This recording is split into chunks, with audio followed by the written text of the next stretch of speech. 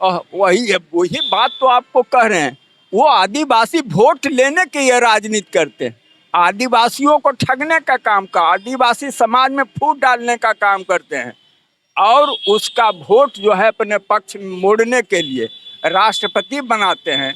मांग सिद्धू कानून कानून के प्रतिमा स्थापना को लेके है। इस सब का सब के मुद्दों के साथ हम लोग को समर्थन है और आप भरोसा रखिए कि कानून बदलेगा। इन लोगों को वो नमस्कार, आप देख रहे हैं बीएस न्यूज़ नेटवर्क। हम बिहार के जम्मू डिस्ट्रिक्ट में हैं। आज भाकपा माले के नेता का छठा अनिश्चितकाल धरना का दिन हो गया है। यहाँ के अधिकारी इनसे बात नहीं किए हैं। इनका मानना है कि ये आंदोलन लगातार जारी रहेगा। करते हुए 2008 में यूपीए की कांग्रेस सरकार ने ये कानून बनाया था कि उस पर इन लोगों को कानूनी दर्जा दिया जाए, प्राप्त किया जाए।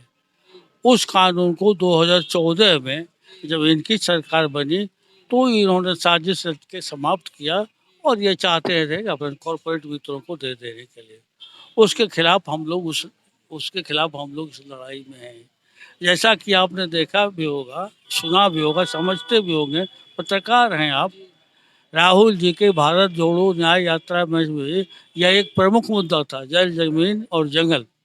और न्याय यात्रा भी एक प्रमुख न्याय था कि वो आपको उस कानून को 2014 में भी इससे वन भूमि से संबंधित कानून को रद्द करना पड़ेगा, जो कि मोदी सरकार ने लाया था। जिस तरह से कृषि कानून के खिलाफ में और आज अग्निवीर योजना के सवाल पर या अन्य विशेष योजनाओं के सवाल पर राहुल जी का ऐलान है, हाल में भी ऐलान किया था कि CAA और ये जल जंगल जमीन और इस पर आदिवासियों के न्यायिक अधिकार के संबंध में इसको रद्द करना पड़ेगा और इनको देना पड़ेगा। और उसी चीज़ को हमारे धन्यवाद है कि जम्मू में माले के नेताओं ने इस संघर्ष को आगे बढ़ाया है, इतने बड़े आदिवासी समुदाय के साथ बैठ के, और उस चीज़ को और इनके अन्य जायज़ मांगों को लेके, और एक बहुत ही आदर्श मांग सिद्धू कानून के प्रतिमा स्थापना को लेके है। इस सब का सब के मुद्दों के साथ हम लोग को समर्थन है और आप भरोसा रखिए कि कानून बदलेगा। इन लोगों को वो 2008 का कानून लागू होगा और इसके लिए यहाँ से लेकर लोकसभा तक लड़ाई चलेगी और ये लड़ाई रुकने वाली नहीं है। हिंदुस्तान स्तर पर वो लड़ाई होगी। जमुई में इसकी शुरुआत हमारे साथियों ने किया है, इसके लिए इन लोगों को बहुत बहुत धन्यवाद है। आप जम्मू प्रशासन की बात जहाँ तक करते हैं, इतना संवेदनशील तो इनको होना चाहिए कि आके इनकी समस्याओं को, इनकी भावनाओं को नोट करते। हम जान रहे हैं कि इनके अधिकार क्षेत्र में सब बात नहीं आती है, लेकिन माध्यम तो यही बनेंगे। ये दे सकते थे, नोटिस ले सकते थे हमारे धरना का कि इन मुद्दों को लेके यहाँ के आदिवासी समुदाय, वंचित समुदाय, दलित समुदाय और उसके साथ राजनीतिक सामाजिक कार्यकर्ताओं का ये डिमांड है और इस डिमांड को ये अपने सरकार को भेज सकते थे। ये इनका दायित्व बनता था, लेकिन कुछ नहीं। और आप खुद समझते हैं सारी बातों को। और क्या, आइए और लोग से बात करते हैं। क्या नाम हुआ सर आपका? नागेश्वर प्रसाद। इतना गर्मी में बैठे हुए हैं, क्या मांग लेके बैठे हुए हैं? हमारा मांग अकेले नहीं है, ये मांग आदिवासियों का है, दलितों का है, गरीबों का है। जो सरकार 2008 में कानून बनाई, जब मनमोहन सिंह इस देश के प्रधानमंत्री थे, भूमि अधिकार अधिनियम, वो कानून को आज लागू करने का सवाल है।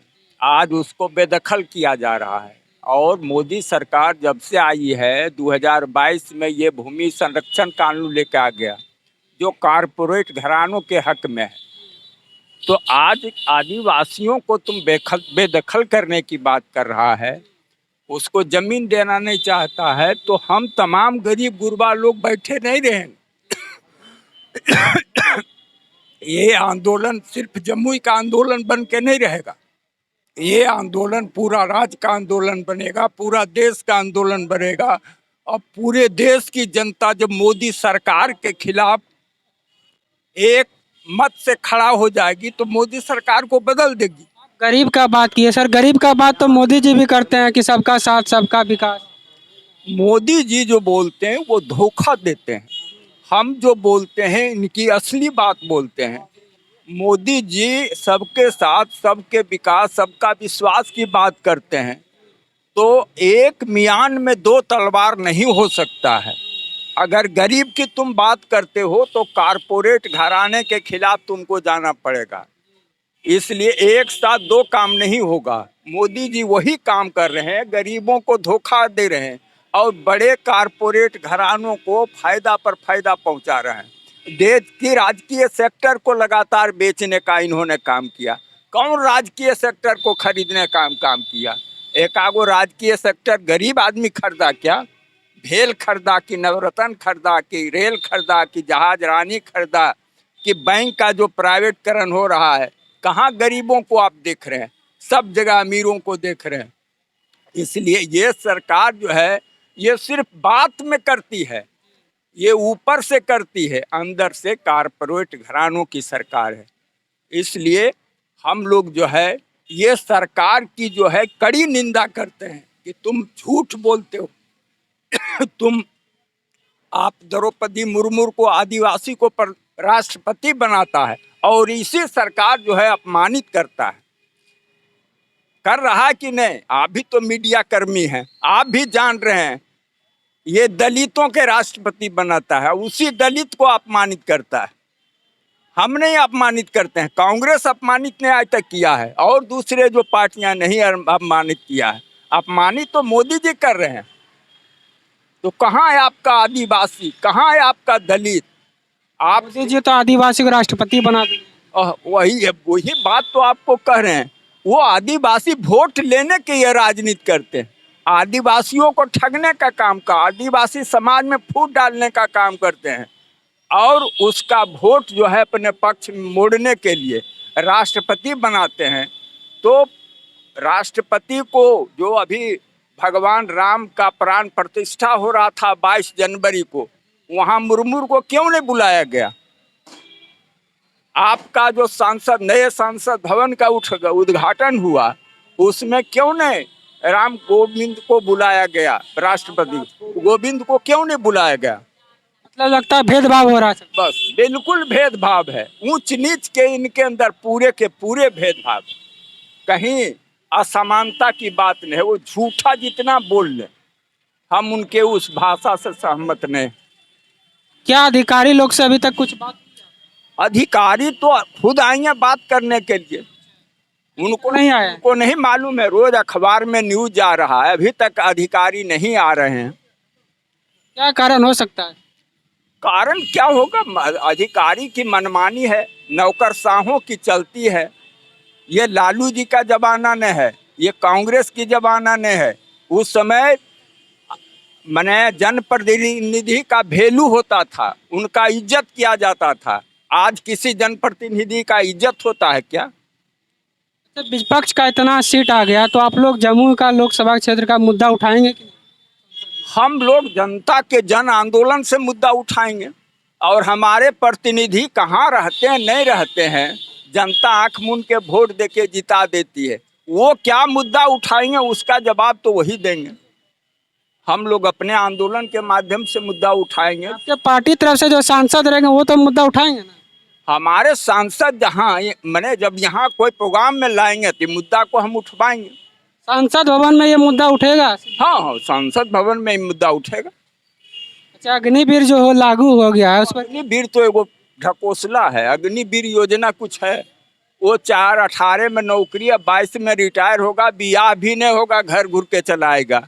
मोदी जी कहते हैं एक मौका और दो, 75 साल उनका होने जा रहा है, तब एक मौका मांग रहे हैं। नौजवानों को तो रोड पर तो उतार दिए, छात्रों को रोड पर उतार दिए।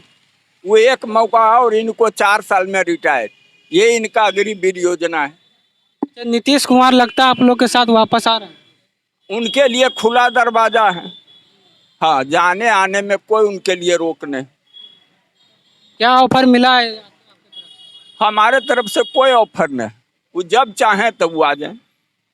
हम उनको बुलाने नहीं जा रहे हैं। बुलाने नहीं जा रहे? ना। बोल रहे थे कांग्रेस वाले, आप लोग बहुत फोन कर रहे थे। और अरे बोल नहीं रहे हैं, हम लोग उनको बुला नहीं रहा है, उनको जब जरूरत होगा तो अपने चलाएंगे। आप देख रहे थे जम्मू का न्यूज़, जो यहाँ पे धरना पे ये लोग बैठे हुए हैं, गरीब लोग के तबके के लोग जो जंगल में अपना हक की लड़ाई के लड़ने के लिए बैठे हुए हैं। और इसी के साथ आप देख रहे थे एबीएस न्यूज़ नेटवर्क। आपको मेरा न्यूज़ कैसा लगा, आप कमेंट में अपना राय रखें।